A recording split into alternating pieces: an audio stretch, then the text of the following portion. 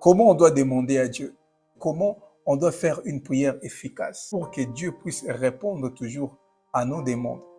Et pourquoi on doit toujours demander à Dieu? Parce que Dieu connaît déjà nos problèmes avant même que nous n'ouvrons nos bouches. Pourquoi Dieu attend toujours qu'on puisse lui demander avant de nous donner? Mais s'il est Dieu, s'il connaît déjà nos problèmes, qu'il réponde directement. Pourquoi on doit toujours lui demander? Jésus lui-même nous oblige à demander alors que nous savons que il est Dieu. Il est omniscient, omnipotent, omniprésent. Il connaît tout. Dieu ne connaît pas tout, pas parce qu'on lui dit tout, mais Dieu connaît tout parce qu'il est Dieu. Avant que la connaissance soit révélée des hommes, Dieu les connaît. Il reste dans nos cœurs. Il connaît la profondeur de nos pensées. Mais pourquoi on doit encore demander à Dieu avant d'agir? Oui, parfois nous le disons, non, voilà, il ne faut pas venir dans la présence de Dieu rien que pour demander. Non, il faut d'abord louer Dieu, il faut d'abord prier pour ta relation avec Dieu. Il faut d'abord. Mais bien aimé, demander à Dieu n'est pas un péché. Demander à Dieu n'est pas un péché. Demander à Dieu n'est pas mauvais. Demander à Dieu, c'est biblique. On demande aux hommes et à notre Père pourquoi on ne doit pas demander. On doit demander, bien aimé. Aujourd'hui, on va demander. Lui-même, il dit dans Matthieu chapitre 6, verset 11, « Donne-nous notre pain quotidien. » Il montre à ses disciples comment prier. Il dit, lorsque vous priez, dites, « Donne-nous notre pain quotidien. » Donc, il faut demander. Dans Jean chapitre 16, verset 24, j'aime beaucoup ce verset. Il dit, « Jusqu'à présent, vous n'avez rien demandé à mon nom. Demandez et vous recevrez, afin que votre joie soit parfaite. » Est-ce que vous écoutez ce verset? Il dit, jusqu'à présent, vous n'avez rien demandé à mon nom. Donc, ce que tu as demandé là, Jésus dit que c'est rien. Il dit aussi, demandez afin que votre joie soit parfaite. Parfois, tu n'as pas la joie parce qu'il y a beaucoup de choses qui ne marchent pas dans ta vie. Mais Jésus dit, demandez afin que votre joie soit parfaite. Donc, Jésus sait qu'il y a certaines choses qui nous manquent un peu. Toi-même, tu te connais. C'est vrai que tu viens dans la présence de Dieu d'abord pour Dieu, mais tu sais qu'il y a certaines choses, si Dieu les fait aujourd'hui, ta joie sera parfaite. On se connaît. On se connaît. Parfois pour toi, c'est les mariages. On se connaît, ne fais pas semblant. Tu sais qu'aujourd'hui, si Dieu te donne un bon mari, c'est fini. Donc, ta joie sera parfaite. Peut-être pour toi, c'est le travail. Peut-être pour toi, c'est un enfant. Peut-être pour toi, c'est la stabilité. On se connaît. C'est vrai que lorsqu'on prie, tu es là, Jésus, je t'adore. Je ne viens pas d'abord pour les choses de ce monde. Mais tu sais, si Dieu te donne le mariage aujourd'hui, on se connaît. La chose là, Dieu sait qu'il y a certaines choses, s'il les fait aujourd'hui, ta joie sera parfaite. C'est pourquoi il dit, demandez afin que votre joie soit parfaite. Dans Matthieu chapitre 7, verset 7, il dit, demandez et l'on vous donnera. C'est lui qui dit ça, ce n'est pas un apôtre, c'est Jésus lui-même. Donc, demander à Dieu n'est pas un péché. Alors, nous allons voir 4 principes pour demander à Dieu. Que Dieu vous bénisse énormément. Le premier principe, bien aimé, tu dois demander ce qui est nécessaire. Tu dois demander ce dont tu as besoin. Parfois, on ne fait pas la différence entre ce que nous désirons et ce dont nous avons vraiment besoin. Alors, si tu veux demander à Dieu, et si tu veux toujours avoir des réponses à tes requêtes, bien-aimé, tu dois demander ce qui est nécessaire. Tu dois demander ce dont tu as besoin. Parce que il y a des gens qui demandent n'importe quoi. Tu dois demander des choses selon la volonté de Dieu quand même. Tu vois un homme qui est calme avec sa femme. Oh, Jésus qui se sépare de cette femme, c'est moi qui dois entrer là-bas. Oh, Adonai, je crois en toi. Non. Ça, ce n'est pas une bonne prière et tu ne seras jamais exaucé. Tu dois prier selon la volonté de Dieu. Tu dois demander ce dont tu as besoin. Tu dois faire la différence entre ce que nous désirons et ce dont tu as réellement besoin. Tu as besoin du téléphone ou tu as besoin de iPhone 15. Il y a une chose qui est vraie. Il y a beaucoup d'enfants de Dieu qui tombent dans la dépression. Il y a beaucoup d'enfants de Dieu qui se font des soucis inutiles à cause des choses qui ne sont pas importantes pour eux. à cause des choses qui ne sont pas très nécessaires pour eux. Et chose étonnante, la personne tombe dans la dépression, la personne se fait des soucis. Pourquoi il n'a pas ça? Pourquoi je n'ai pas ça? Et lorsque tu regardes bien, s'il se soucie comme ça, juste parce que il n'a pas besoin de cela, mais le monde lui fait croire comme si s'il n'a pas ça, il a un problème. Si je n'ai pas un iPhone 14, c'est comme si j'ai un problème. Si je n'ai pas ces véhicules-là, c'est comme si j'ai un problème. Alors que tu es en paix, alors que tout va bien dans ta vie, tu te soucies parfois pour des choses qui n'ont pas de sens. Tu te fais des soucis pourquoi tu as vu ton ami qui a loué une grande maison et toi, tu commences à te faire des soucis pour ça. Quelqu'un dit, il fut un moment, tu priais pour avoir des choses que tu as aujourd'hui. Tu priais pour des choses que tu as aujourd'hui. Et aujourd'hui, dès que tu les as, et tu commences à t'inquiéter pour d'autres choses. Essaie un peu d'imaginer. Il y a des gens, lorsqu'il était en Afrique, non Jésus, les jours où j'irai en Europe, je ne sais pas, les jours où moi je sortirai de ces pays. Et Dieu lui fait grâce. Il est en Europe. Mais lorsque tu regardes sa vie, c'est comme si il n'est jamais heureux. Il est en Europe, mais il n'est jamais heureux. Pourquoi? Il a tout le temps que des soucis, tout le temps que des soucis, tout le temps que des soucis. Lorsque tu regardes sa vie, il a une situation que beaucoup désirent. Il y a des gens qui prient même pour être comme lui, il est aujourd'hui. Il y a des gens qui prient pour avoir ce que lui, il a aujourd'hui. Mais lorsque tu regardes son cœur, il n'a que des soucis. Tu te demandes, mais quand est-ce que toi, tu seras heureux? Il sent toujours quelque chose me manque, quelque chose me manque, quelque chose me manque. Alors que Dieu t'a donné beaucoup de choses. Il y a des gens qui se disaient, moi, les jours où je vais me marier, les jours où je vais me marier, je ne sais pas.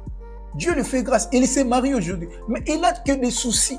Que des soucis, que des soucis. Tu te demandes, mais quand est-ce que toi, tu seras aussi heureux? Est-ce que tu peux réaliser aussi la bonté de Dieu dans ta vie? Est-ce que tu peux bien regarder quand même ce que Dieu t'a donné? Aujourd'hui, parfois, tu es en Europe, tu as les documents. Et tu t'inquiètes. Mais il y a des gens qui prient pour avoir ces documents-là. Il y a des gens qui prient pour avoir ces documents-là. Mais toi, tu en as et tu ne t'aperçois même pas que tu es heureux. Tu es chanceux d'en avoir. Aujourd'hui, toi, tu as des enfants. Tu sais combien de gens prient pour avoir des enfants? Est-ce que tu te rends compte? Essaie de regarder ta vie d'abord. Tu t'inquiètes pourquoi? Dis-moi un peu, tu t'inquiètes pourquoi? Un jour, j'ai passé par des moments très très difficiles. J'ai demandé à Dieu, mais pourquoi tout ça? Moi, je suis ton serviteur. Mais il faut me faire aussi grâce quand même, papa. Hein? Jusqu'à quand? Dieu m'a dit, j'ai vu dans 20 secondes presque toute ma vie. J'ai vu ce que Dieu a fait pour moi. Il m'a dit, tu es ingrat. Regarde, tu allais mourir. Grâce à moi, tu es en vie. Regarde ce que tu as traversé. Regarde ce que tu as traversé. Regarde ce que tu as traversé. Et tu crois que la petite chose là qui est devant toi est plus grande que moi, est plus forte que moi. Pourquoi tu commences à douter de moi? Là, tu ne pries pas, mais tu doutes de moi. Il y a des gens qui ne prient même pas, qui ne demandent même pas Dieu, mais qui doutent de Dieu. Hey Seigneur, jusqu'à quand, papa? Jusqu'à quand, Seigneur? Jusqu'à quand, papa? Ça, c'est quelle prière, ça? Lorsque tu demandes à Dieu, tu dois t'assurer que ce que tu demandes à Dieu, c'est ce dont tu as vraiment besoin, non seulement ce que tu désires. Lorsque tu lis la parole de Dieu, écoutez ce que la Bible dit. Jésus dit à ses disciples, dites, donne-nous notre pain quotidien. Donne-nous notre pain quotidien. Bien-aimé, le pain, c'était l'aliment de base des Juifs. Jusqu'aujourd'hui, il y a certains peuples aussi qui utilisent le pain comme leur alimentation de base. Et pour les Juifs, surtout à cette époque, le pain était leur aliment de base. Donc, lorsque Jésus dit aux disciples, dites, donne-nous notre pain quotidien, cela veut dire, donne-nous vraiment ce dont nous avons besoin, ce qui est nécessaire pour nous. Parce que l'aliment de base, c'est ce qui est nécessaire pour l'homme, pour sa survie. Et c'est la raison pour laquelle vous allez voir, Jésus dit, l'homme ne vivra pas de pain seulement, mais de toute parole qui sort de la bouche de Dieu. L'homme ne vivra pas de pain seulement. Pourquoi? Parce que l'homme vit de pain. Lorsqu'il n'y a pas de pain, naturellement, biologiquement, l'homme va mourir. Le corps a besoin de s'alimenter. Il a besoin du pain. Donc, lorsque Jésus dit à ses disciples, donne-nous notre pain quotidien, cela ne veut pas dire que vous devez demander du pain. Non, c'est dont vous avez besoin. Par exemple, chez nous, l'aliment de base, ce n'est pas le pain. Et moi, je ne mange pas le pain aussi chaque jour. Vous voyez, parce que ce n'est pas notre aliment de base. Donc, si moi, je devais prier, je devais faire cette prière littéralement, je vais lui dire, donne-moi notre foufou quotidien. Parce que c'est ça notre aliment de base. Je vois un Camerounais qui dit ici, donne-nous notre couscous quotidien. Oui, donne-nous notre couscous quotidien. Parce que c'est ça, votre aliment de base. Quelqu'un d'autre a écrit, donne-nous notre sauce gombo quotidien. Oui, c'est ça. Oui, c'est ça. Parce que c'est ça votre aliment de base. Donc, il ne faut pas demander n'importe quoi, mais demander les pains quotidiens. Pourquoi les pains? Parce que c'est ce dont tu as vraiment besoin.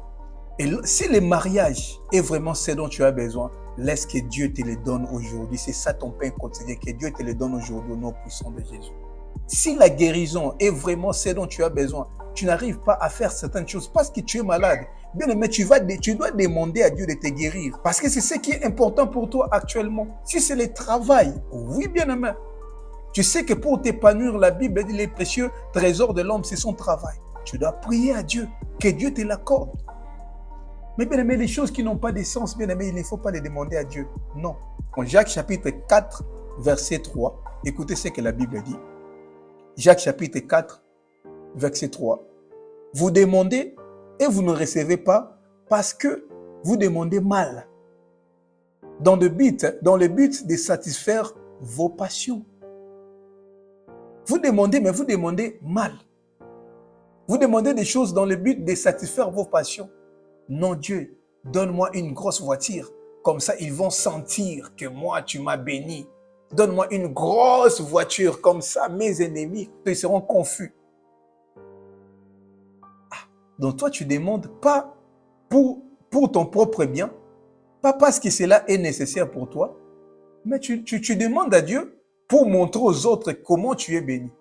Non, Dieu ne va pas te l'accorder. Même lorsque nous disons, non, voilà, donne-moi pour que mes ennemis soient confus. Bon, ce n'est pas vraiment bien. Ce n'est pas bien, bien aimé. Tu ne demandes pas pour tes ennemis, mais tu dois demander pour toi. Tu dois demander ce qui est nécessaire pour toi. Si cela est important pour toi, Dieu va te l'accorder. Tu lui montres vraiment que c'est ce que je désire. C'est ce dont j'ai besoin pour moi. Parce que si j'en ai pas, voilà, ma joie ne sera pas parfaite. Pour que ma joie soit parfaite, donne-moi les mariages. Dieu va te l'accorder. Mais ne demande pas des choses pour prouver aux hommes, pour prouver à tes parents, pour prouver à tes amis, pour prouver à tes voisins, pour prouver à la belle famille. Non. Si tu ne mets pas au monde, demande à Dieu de te donner un enfant parce que c'est ce dont tu as besoin et non pour prouver à la belle famille. Adonai, qu'il soit confus, Adonai, qu'il soit confus, qu'il soit... Non, bien-aimé. Demande à Dieu ce dont tu as besoin, ton pain quotidien, ce dont tu as réellement besoin. La deuxième des choses, bien-aimé, tu dois demander avec humilité. C'est très capital. Le deuxième principe, tu dois demander avec humilité. Je vais lire un passage de la Bible, écoutez-le très bien. Luc chapitre 18, verset 20. Non, Luc chapitre 18, nous allons commencer à partir du 10e verset. Écoutez très bien. Deux hommes montèrent au temple pour prier. L'un était pharisien et l'autre publicain. Les pharisiens debout priaient ainsi en lui-même. « Ô Dieu, je te rends grâce de ce que je ne suis pas comme le reste des hommes qui sont ravisseurs, injustes, adultères ou même comme ces publicains. » Il le pointe même du doigt. « Je jeûne 2 fois la semaine. Je donne la dîme de tous mes revenus. » Les publicains se tenaient à distance, n'osaient même pas lever les yeux au ciel. Mais ils se frappaient la poitrine en disant « Ô Dieu, sois apaisé envers moi, qui suis un pécheur. » Je vous l'ai dit, celui-ci, c'est-à-dire les publicains, descendit dans sa maison justifié, plutôt que l'autre, Car quiconque s'élève sera abaissé, et celui qui s'abaisse sera élevé.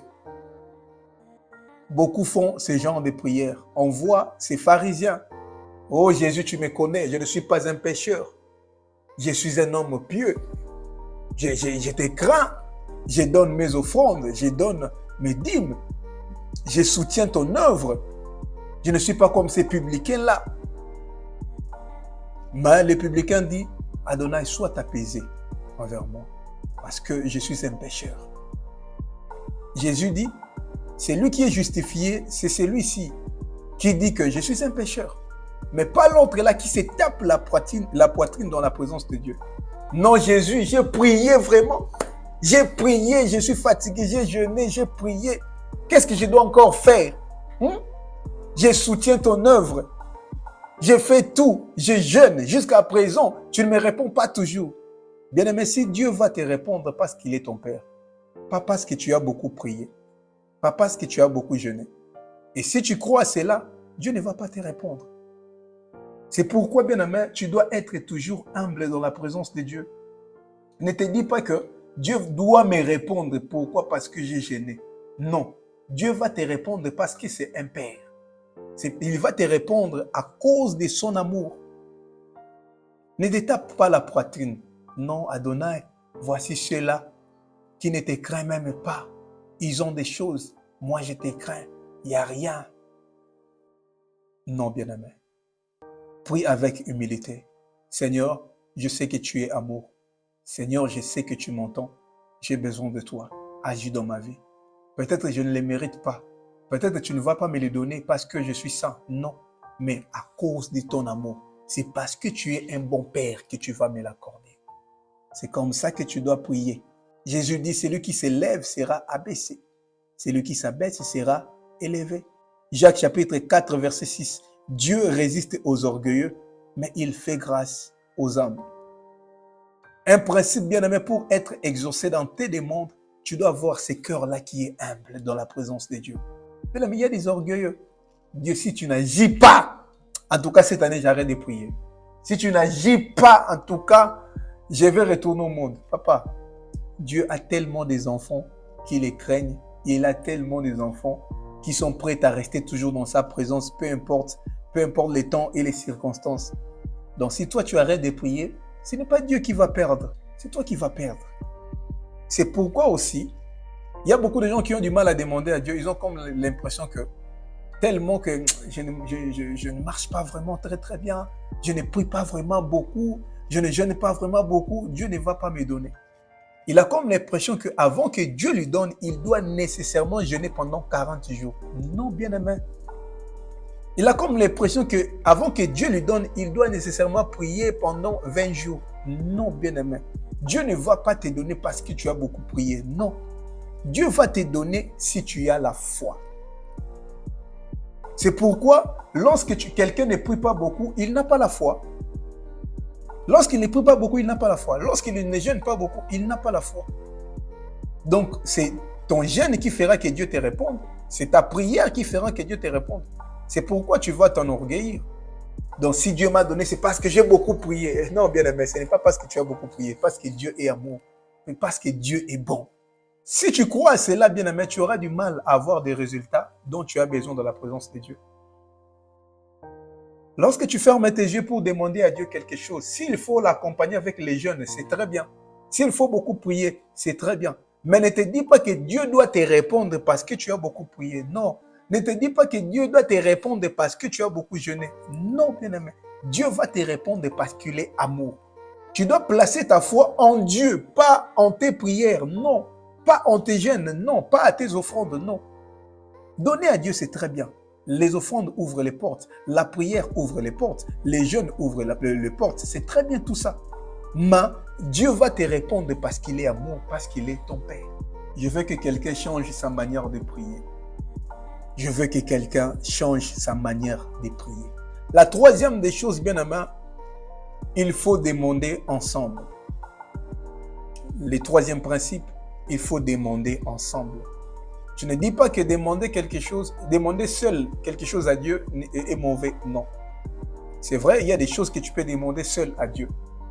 Mais si cela touche plusieurs personnes, si ce dont tu as besoin touche plusieurs personnes, bien aimé, tu dois prier ensemble avec les autres. C'est très capital. Dans la prière de notre Père, Jésus dit à ses disciples, dites, donne-nous notre pain quotidien. Pas, donne-moi mon pain quotidien. Non, mais donne-nous notre pain quotidien. C'est-à-dire, c'était une prière d'ensemble. Pas donne-moi, mais donne-nous. C'est pourquoi, bien aimé, c'est important de prier ensemble avec les autres. Dans ta famille, tu veux prier pour ta famille. Rassemble 2 ou 3 personnes, bien aimées. Priez ensemble. Dans la maison, bien aimé, il faut avoir l'habitude de prier avec les enfants, avec ton mari. C'est très capital. C'est très capital. Prier seul, c'est bien. Mais il y a des choses pour ton couple. Prie avec ton mari. Tu as besoin de te marier. Tu as un fiancé, tu as une fiancée. Priez ensemble. Demandez ensemble à Dieu. Il y a des fiancés qui sont ici qui ne prient même pas ensemble. Ils sont là, ils me regardent, ils m'écoutent aussi. Ils ne prient même pas ensemble. Et pire encore, il y a même des mariés qui sont là. Ils ne prient jamais avec sa femme. Surtout, il y a des hommes qui ne prient même pas pour leurs femmes. Parfois, les mamans, en tout cas, que Dieu bénisse les mamans. Que Dieu bénisse les femmes. En tout cas, vous êtes exceptionnels. Que Dieu bénisse toutes les femmes qui sont ici. Les femmes sont exceptionnelles. Hein? Les femmes prient, généralement, toutes les femmes prient pour leur mari. Toutes les femmes qui sont ici, généralement, prient pour leur mari. Mais les hommes, voir un homme qui prie pour sa femme, sauf si cette femme-là est impolie. Oh my God. Sauf si cette femme-là a un mauvais caractère. Oh Dieu, pourquoi tu m'as donné ce genre de femme, Seigneur? Seigneur, brise ma femme. Elle est impolie. Tu ne la supportes pas. Mais si elle a un bon caractère, si elle prépare bien pour lui, il ne peut même pas remercier Dieu. Merci de m'avoir donné une si bonne femme. Non. Il ne prie même pas pour sa femme. Ils sont nombreux, ils sont ici. Il ne prie même pas pour sa femme. Ils sont nombreux là. Il y a des sœurs qui prient pour leurs fiancés. Les sœurs prient pour leurs fiancés. Mais les frères, ils n'ont même pas le temps pour prier pour leurs fiancés. Ils n'ont même pas ce temps-là. Non, on doit seulement se séparer. Elle a un sale caractère, on doit seulement se séparer. Mais parfois, les sœurs supportent. Oui, Seigneur, change-le. Je suis patient envers lui, il va changer. Elle continue à prier. Mais les frères, en tout cas, que Dieu délivre les frères. En tout cas, les frères de Tetelestai Ministries, vous soyez délivrés au nom de Jésus. Et les papas de Tetelestai Ministries qui ne prient pas pour leurs femmes à partir d'aujourd'hui, avant de dormir. Papa, aujourd'hui, avant de dormir, prie pour maman. Frère, tu es là. Aujourd'hui, avant de dormir, prie pour ta fiancée. Parce qu'elle prie beaucoup pour toi et toi, tu ne le fais pas. Aujourd'hui, fais-le au nom puissant de Jésus. S'il faut prier ensemble, c'est très capital, bien-aimé. Tu as des enfants. Et il y a même des familles, il a des enfants, mais il ne prie même pas avec ses enfants. C'est compliqué, bien-aimé. Je parle beaucoup avec des parents qui sont en Europe. Non, voilà, j'ai donné à mon enfant une éducation chrétienne, mais je ne comprends pas comment aujourd'hui il est dans la dépravation de mœurs, pourquoi il est dans toutes ces mauvaises choses. Quelle éducation chrétienne que tu lui as donnée? Quelle éducation chrétienne? Le fait de l'amener chaque jour à l'église, bien chaque dimanche à l'église, ce n'est pas ça l'éducation chrétienne. Donner à son enfant l'éducation chrétienne, c'est l'aider à découvrir la personne de Jésus-Christ. L'aider à bâtir une relation personnelle avec Dieu. Un enfant qui bâtit une relation personnelle avec Dieu, c'est vrai qu'il peut grandir dans un milieu hostile. Bien aimé, la Bible dit, montre à ton enfant les chemins qu'il doit suivre lorsqu'il est petit. Lorsqu'il grandit, il ne va pas s'en détourner. C'est impossible lorsque quelqu'un découvre la personne de Jésus, personnellement. En tout cas, c'est très difficile de tomber dans de mauvaises choses. C'est très difficile, bien aimé. Souvent, nous disons que non, voilà, j'ai donné à mes enfants l'éducation chrétienne. Simplement parce que tu l'as amené à l'église. Et amener quelqu'un à l'église, ce n'est pas lui donner une éducation chrétienne. Non. Est-ce que tes enfants connaissent personnellement Dieu? Est-ce que tes enfants connaissent personnellement Dieu? Ils prient. Oui, mais toi, tu es là, tu dois les aider. Tu dois prier aussi ensemble avec tes enfants, leur montrer comment prier. Tes enfants doivent apprendre à conduire la prière. 7 ans, 8 ans, 10 ans, ils doivent conduire la prière. Ils doivent conduire la prière. Aujourd'hui, nous servons Dieu, mais c'est grâce à nos parents. C'est grâce à nos parents. Et bon, ce n'est pas pour s'enorgueillir, mais parfois on a une longueur d'avance que d'autres personnes, parce que nous, on a commencé il y a longtemps aussi. Vous voyez? Lorsque je parlais sur la foi, tu ne sais pas combien d'enseignements moi j'ai écouté sur la foi. Tu ne sais pas. Parce que j'ai commencé il y a longtemps. Tu as des enfants, il faut leur montrer comment prier. C'est important, bien-aimé. Tu as ton mari, tu as ta femme qui ne sait pas prier. Tu as ton fiancé, ta fiancée qui ne sait pas prier. Bien-aimé, il faut l'initier petit à petit. Vous devez prier ensemble. Il dit à ses disciples, dites, donne-nous notre pain quotidien. Tu as besoin de la paix dans ton foyer. Prie avec ton mari. Tu as besoin que Dieu ouvre les portes pour que tu puisses te marier. Prie avec ta fiancée. Matthieu chapitre 18, verset 19. J'ai dit encore que si 2 d'entre vous s'accordent sur la terre pour demander une chose quelconque, elle leur sera accordée par mon Père qui est dans les cieux. Si 2 personnes, il est dit bien, si 2 personnes s'accordent sur la terre, si 2 personnes s'accordent pour demander quelque chose, si 2 personnes s'accordent, bien aimé, toi tu ne peux pas t'accorder avec ta femme, tu ne peux pas t'accorder avec ton homme pour demander la chose-là à Dieu. Pour demander cela à Dieu. Et vous devez vous accorder aussi.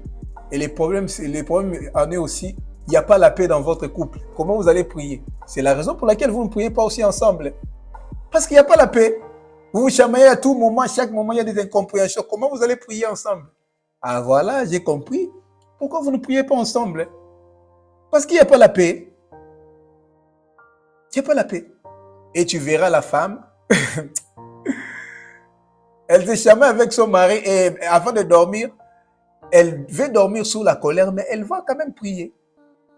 Toute la journée, elle n'a pas parlé à son homme, mais elle veut aller parler à Dieu. Et Dieu a dit, pas comme ça. Lorsque tu veux prier, lorsque tu veux donner quelque chose à Dieu, et si tu sens dans ton cœur que tu as un problème avec quelqu'un, il faut d'abord résoudre ces problèmes-là. Tu ne peux pas dormir comme ça. Tu as un problème avec ta fiancée, tu as un problème avec ton fiancé et tu veux dormir comme ça, enfant de Dieu. Et tu veux aussi beaucoup prier. Non. Non. Il faut d'abord arranger. Je sais que parfois c'est très difficile, parfois tu es envahi par la colère. Mais comme ça va encore te créer beaucoup de combats. Dormir sous la colère va encore te compliquer. C'est pourquoi parfois tu as des rêves de mari de nuit, les rêves de femmes de nuit, tu as des rêves bizarres parce que tu dors sous la colère. La Bible dit, ne donnez pas accès au diable à cause de votre colère. Ne dormez pas sous la colère, vous allez donner accès au diable. C'est pourquoi il faut avoir l'humilité d'arranger les problèmes. Ce n'est pas seulement à la femme de demander pardon parce que Dieu bénisse encore les mamans. Ah, que Dieu bénisse toutes les femmes qui sont ici. Les femmes sont souples, elles sont aptes pour arranger. Non, pardonne-moi qu'on arrange. Mais les hommes, non, c'est toujours elle qui doit me demander pardon. Moi, je ne peux pas commencer. C'est elle qui doit d'abord m'appeler. Pourquoi seulement elle? C'est elle qui doit commencer à appeler. Toi aussi, tu peux l'appeler. Mon frère, toi aussi, tu peux appeler. Simplement pour arranger les problèmes. Tu es un homme spirituel. Tu t'es dit que je ne peux pas dormir comme ça. Ça va nous créer des problèmes qu'on arrange d'abord avant de dormir. Pour prier ensemble. Toi, tu ne peux pas prier de ton côté, tu peux pas prier de ton côté alors que tu as des problèmes dans ton couple. Non, bien aimé, il faut arranger, il faut être un pacificateur. Il faut arranger d'abord les problèmes. Jésus dit, si 2 personnes s'accordent, et parfois il n'y a pas de réponse parce qu'on ne s'accorde pas. Toi, tu as du mal à concevoir. Tu pries seul. Tu dois associer aussi ton homme pour prier, bien-aimé. Et la dernière des choses, bien-aimé, tu dois prier avec foi. Tu dois prier avec foi. Tu dois demander avec foi. Matthieu chapitre 21, verset 21. Jésus leur répondit, je vous l'ai dit en vérité, si vous aviez de la foi et que vous ne doutiez point, non seulement vous feriez ce qui a été fait à ces figuiers, Mais quand vous diriez à cette montagne, ôte-toi de là et jette-toi dans la mer, cela se ferait. Demander, c'est bien, bien aimé, mais est-ce que tu as la foi? La Bible dit que ceux qui s'approchent de son trône de grâce croient d'abord que ce Dieu existe et il est le rémunérateur de tous ceux qui les cherchent. C'est ce que j'ai dit tantôt. Lorsque tu fermes tes yeux pour demander quelque chose à Dieu, crois que Dieu va te l'accorder. Pas à cause de ta prière, pas à cause de ton jeûne, mais à cause de son nom, à cause de sa bonté, à cause de sa fidélité. Tu dois croire en Dieu, pas à la prière. Beaucoup de gens viennent prier. On a beaucoup prié. On a beaucoup prié. Tu as beaucoup prié. Oui, mais est-ce que tu as touché le cœur de Dieu?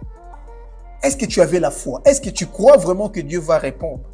Ou tu pries simplement pour prier? Je vous dis que la présence de Dieu n'est pas un hôpital où nous venons pour les soins quotidiens. Non.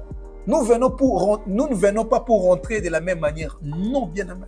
Tu dois prier avec foi. Si tu crois, tu verras aussi la main de Dieu. Et pour finir, bien aimé, pourquoi Dieu attend seulement que nous puissions lui demander pour nous donner? Mais il est Dieu. Il peut faire des choses comme bon lui semble. Parce qu'il connaît les désirs de nos cœurs. Pourquoi on doit encore lui demander? Je vais te poser la question. Tu sais que, comme tu es là, on se connaît. Tu sais très bien que la solution à tes problèmes, c'est dans la prière. Tu sais, tu as beaucoup de problèmes. Tu passes par beaucoup de problèmes très compliqués. Et tu sais que la solution, c'est dans la prière. Mais tu ne pries pas. On se connaît. Tu ne pries pas assez. Tu es là, tu m'écoutes. Malgré que tu sais que la solution à tes problèmes, c'est une bonne vie de prière. Tu as une grande destinée, tu as beaucoup de combats, tu as besoin de la prière, mais tu ne pries pas assez. Si Dieu maintenant répondait à nos besoins sans qu'on puisse lui demander, là, ça serait encore très compliqué. Tu as beaucoup de choses à demander à Dieu. Tu sais que tu dois demander à Dieu. Tu ne pries pas. Et si Dieu répondait sans que nous puissions lui demander, mais là, Dieu ne te verra plus dans sa présence. Dieu est plus sage que nous. Il sait pourquoi il a fait comme ça. Parce que s'il ne fallait pas lui demander, mais bien aimé, toi, tu ne seras pas dans la présence de Dieu. Parfois, Dieu crée des situations pour que nous venions dans sa présence pour lui demander. Il sait que s'il ne fait pas ça, tu ne vas plus venir dans sa présence. Tu ne vas plus venir dans sa présence. C'est pourquoi Dieu parfois fait cela pour que tu viennes toujours dans sa présence. C'est comme un père. Il a besoin de voir son enfant. Lui, il rentre à 20h. Son enfant dort toujours à 19h. Mais son enfant dit à maman, non, j'ai besoin de ceci, dit à papa. Papa va donner parce que c'est son enfant, c'est sa fille. Mais lorsque papa dit à sa fille, j'ai besoin de te voir, fais un effort de dormir même à 20h, 20h10. Comme ça, je te vois même pendant 10 minutes. Non, papa, moi, je dois dormir. Mais si le papa donne maintenant un principe, avant de te donner ce dont tu as besoin, il faut que je te voie d'abord. L'enfant fera beaucoup d'efforts. Il va fournir un effort pour rester éveillé jusqu'à 20h, pour que papa puisse le voir. C'est ce que Dieu fait. Il sait que s'il commence à te donner sans que tu puisses lui demander, tu ne viendras plus dans sa présence. Il te connaît. Mais bien aimé, si tu arrives à venir dans la présence de Dieu, même lorsque tout va bien, même lorsque tu ne t'inquiètes de rien, même lorsque tu n'as pas envie de lui demander quelque chose, tu viens dans sa présence d'abord pour lui. Si tu atteins ce niveau, bien aimé, je te dis vrai, beaucoup de choses seront automatiques dans ta vie. Directement, lorsque tu te mets à réfléchir, non, je manque ça, j'ai besoin, directement Dieu te les donne. Il y a beaucoup d'enfants de Dieu qui sont ici présents, qui me suivent maintenant là. Ils ont déjà vécu ce genre de situation. Tu ne demandes pas à Dieu, tu as besoin de quelque chose. Mais seulement lorsque tu as réfléchi sur ça, Dieu te l'accorde.